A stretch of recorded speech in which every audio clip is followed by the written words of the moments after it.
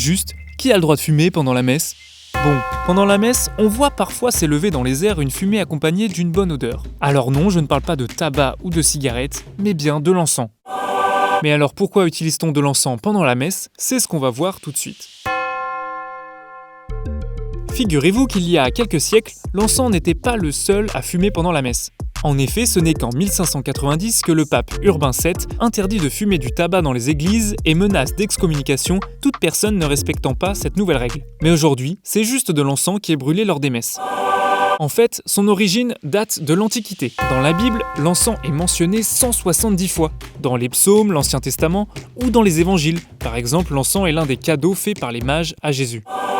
Sympa comme cadeau. C'est donc logique que les chrétiens aient repris cette tradition juive. L'utilisation de l'encens signifie 4 choses. 1. Le sacrifice. Dans l'Ancien Testament, on faisait un sacrifice d'animaux en le brûlant pour que la fumée monte vers le ciel. 2. L'encens symbolise également notre prière qui monte comme un parfum d'agréable odeur vers le ciel. 3.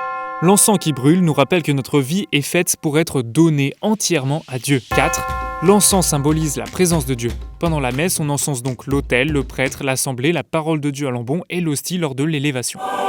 Bon, l'encensoir est le seul qui a le droit de fumer pendant la messe. C'est juste parce qu'il signifie la divinité de Dieu qu'on loue et qu'on adore. C'est bon, sauf pour les asthmatiques, parce que son odeur nous entoure comme la bonne odeur du Christ.